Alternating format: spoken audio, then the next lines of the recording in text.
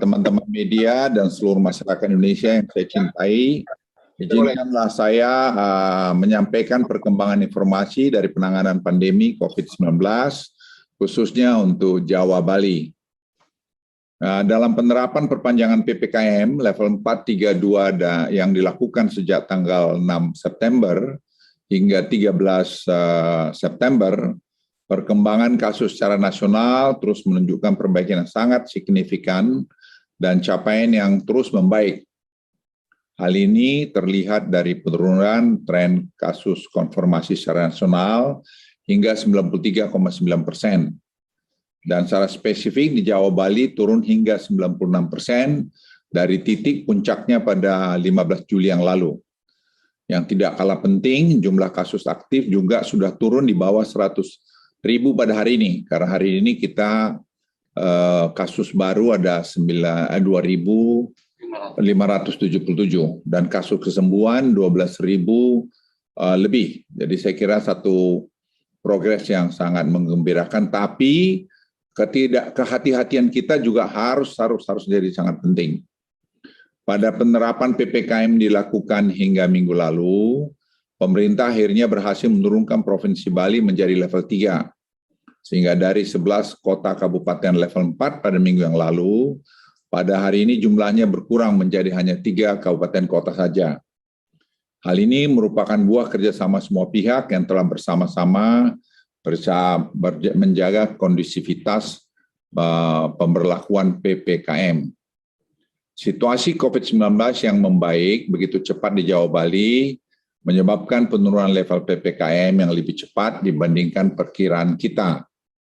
Di sisi lain, kecepatan vaksinasi dan implementasi Peduli Lindungi serta protokol kesehatan masih tertinggal. Nah, ini penting kita mengamati. Saya ulangi, kecepatan vaksinasi dan implementasi Peduli Lindungi serta protokol kesehatan masih tertinggal. Penurunan level PPKM di berbagai kota menyebabkan banyak euforia dari masyarakat yang tidak disertai dengan implementasi protokol kesehatan dan penggunaan Peduli Lindungi. Hal ini cukup berbahaya karena dapat mengundang gelombang berikutnya dari COVID-19. Ingat, yang lalu kita kena COVID varian Alpha, sekarang kita menghadapi varian Delta yang lebih dahsyat. Selain itu dapat disampaikan juga bahwa perlu kewaspadaan kita semua sekali lagi, karena terdapat peningkatan kasus konfirmasi atau angka kematian di beberapa wilayah Jawa Tengah, seperti Kabupaten Sukoharjo, Kabupaten Tegal, dan Kabupaten Semarang. Ini early warning juga pada kita, pada sisi lain turun, tapi ada juga kasus yang kelihatan meningkat. Jadi ini kita harus semua hati-hati. Jangan kita nanti kembali kepada sebelum tanggal 15 Juli. Pemerintah hari ini sekali lagi mempertegas pertanyaan banyak orang. Ya, saya ulangi, kapan PPKM level Jawa Bali akan terus diberlakukan? Pemerintah menegaskan akan terus memberlakukan PPKM level ini di seluruh wilayah Jawa Bali. Dan nanti saya kira juga Pak Airlangga menyampaikan di luar Jawa Bali akan sama, melakukan evaluasi setiap minggu hingga menekan kasus konfirmasi dan tidak mengulang kejadian yang sama di kemudian hari. Jadi PPKM ini adalah alat kita untuk memonitor ini. Karena kalau dilepas, tidak dikendalikan terus, bisa nanti ada gelombang berikutnya. Kita sudah lihat pengalaman di berbanyak negara. Jadi kita tidak ingin mengulangi kesalahan yang dilakukan di berbagai negara lain. Terkait dengan evaluasi protokol kesehatan pada pemberlakuan pembukaan kembali aktivitas masyarakat, kami menerjunkan tim untuk dapat melihat dapat kondisi ini. Jadi kondisi-kondisi ini kami monitor dengan ketat. Di beberapa wilayah terjadi peningkatan mobilitas yang cukup masif. Utamanya terjadi beberapa lokasi wisata seperti Pangantai Pangandaran yang dipenuhi pengunjung dari Bandung Raya, Tasikmalaya, dan Jabodebek sehingga berpotensi untuk terjadi penyebaran kasus impor bagi daerah tersebut. Hal tersebut diperparah karena lemahnya protokol kesehatan yang diterapkan. Jadi protokol kesehatan itu masih banyak dilanggar. Saya ingin sampaikan di Bali orang pakai masker udah bagus, lebih 95%. Tetapi mohon maaf, masih ada perayaan agama yang berlebihan, yang hendaknya dikontrol lah supaya pesertanya jangan terlalu banyak, yang bisa nanti menimbulkan klaster baru. Dan tingkat okupansi hotel di kawasan wisata Pangandaran mendekati penuh. Hari ini berlawanan dengan ketentuan yang mengatur terkait kapasitas hotel yang diperbolehkan. Untuk itu pemerintah pusat terus mendorong agar pemerintah daerah memahami dan mengawasi kondisi ini dan melakukan tindakan tegas terhadap segala bentuk pengabaian peraturan PPKM ini. Teman-teman media dan seluruh masyarakat Indonesia, seiring dengan kondisi situasi COVID-19 yang semakin baik, serta implementasi protokol kesehatan dan penggunaan peduli lindungi yang terus berjalan, ada beberapa penyesuaian dan juga pengetatan aktivitas masyarakat yang bisa dilakukan dalam periode minggu ini antara lain. Pertama, pembukaan bioskop dengan kapasitas maksimal 50% pada kota level 3 dan level 2. Namun dengan kewajiban menggunakan aplikasi peduli lindungi. Saya ulangi, dengan kewajiban menggunakan aplikasi peduli lindungi serta protokol kesehatan yang ketat.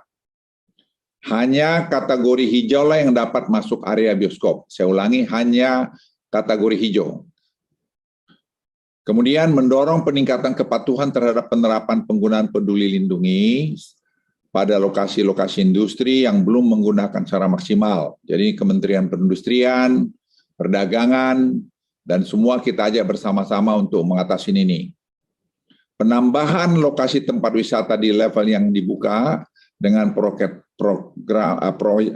prokes ketat dan implementasi peduli lindungi pada kota-kota level 3. Penerapan ganjil genap akan diberlakukan pada daerah-daerah tempat wisata mulai Jumat pukul 12 siang sampai dengan Minggu 18.00. Tujuannya untuk kita mengurangi kendaraan yang datang ke sana. Jadi supaya jangan seperti yang terjadi di kasus Pangandaran di minggu yang lalu, di mana jumlah pengunjung luar biasa banyaknya. Pengetatan persyaratan perjalanan internasional dari luar negeri wajib full vaksinasi, PCR 3 kali, melakukan karantina selama 8 hari, dan pembatasan pintu masuk untuk kemudahan pengawasan. Jadi pengawasan dari udara, penaikan masuk dari udara hanya melalui Cengkareng dan melalui Manado. Sedang Bali kita pertimbangkan untuk bisa jalan, kita akan lihat 1-2 minggu ke depan.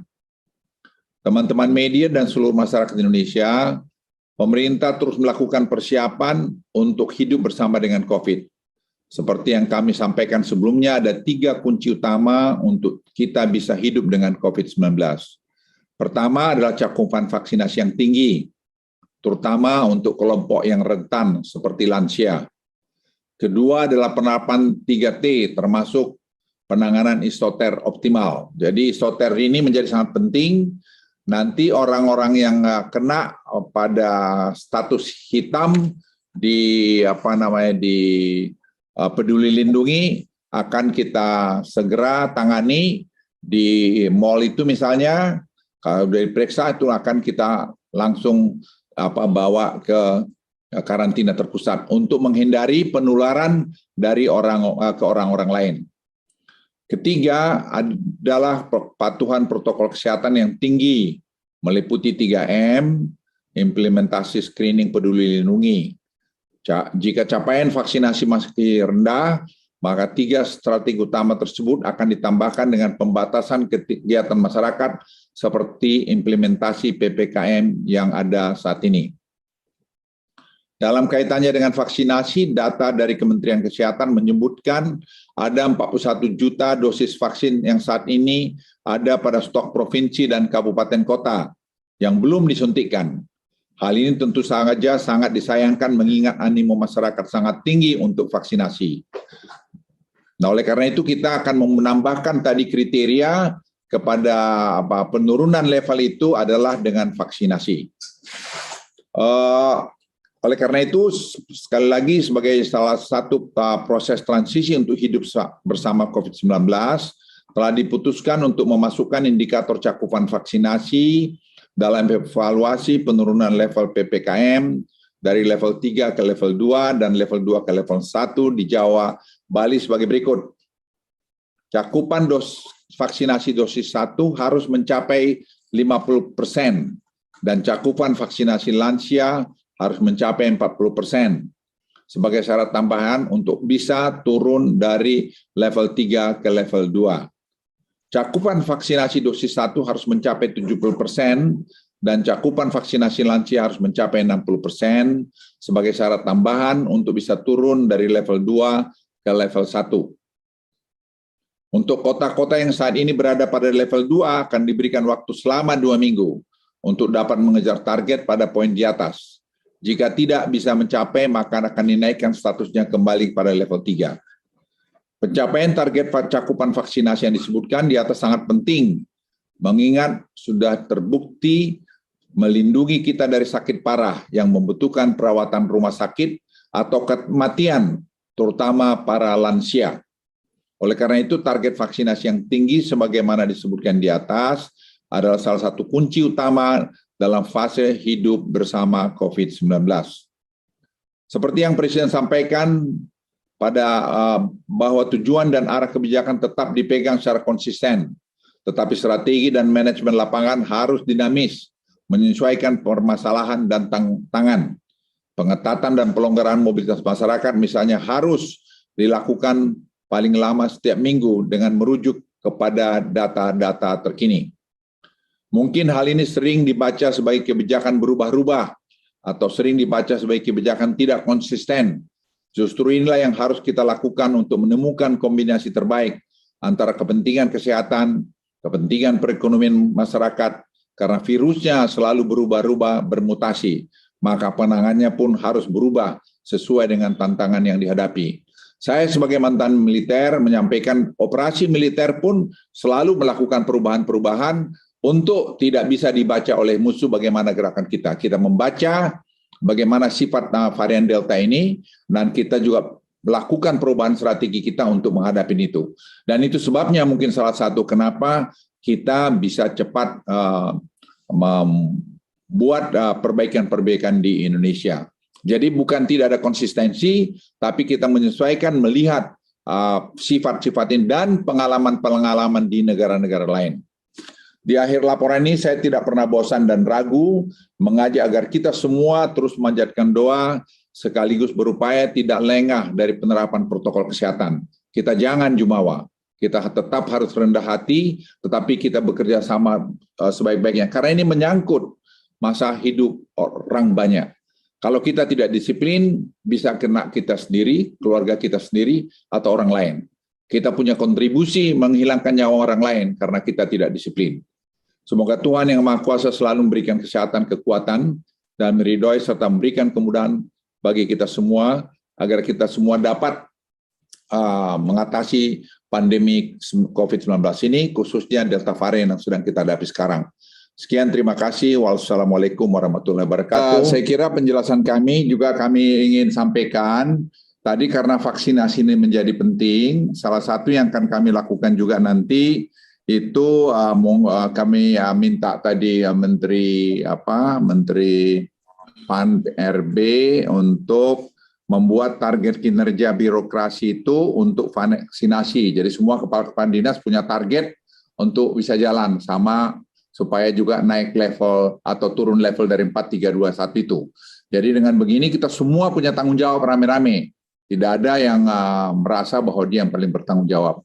Saya kira penjelasan kami sudah panjang lebar, jadi sekali lagi teman-teman media, kita belum ada presiden sudah memberikan arahan, tadi perintah pada kami, kita tidak akan mengakhiri PPKM ini sampai betul-betul COVID-19 ini bisa terkendali. Karena salah satu alat kita yang paling penting dalam pengendalian ini adalah tadi dengan PPKM ini. Jadi ini saja dari kami semua. Sekali lagi terima kasih. Semoga Tuhan Maha Kasih menemani kita semua dan kita semua bisa menyelamatkan nyawa manusia, teman kita, saudara kita, kalau kita disiplin. Wassalamualaikum warahmatullahi wabarakatuh.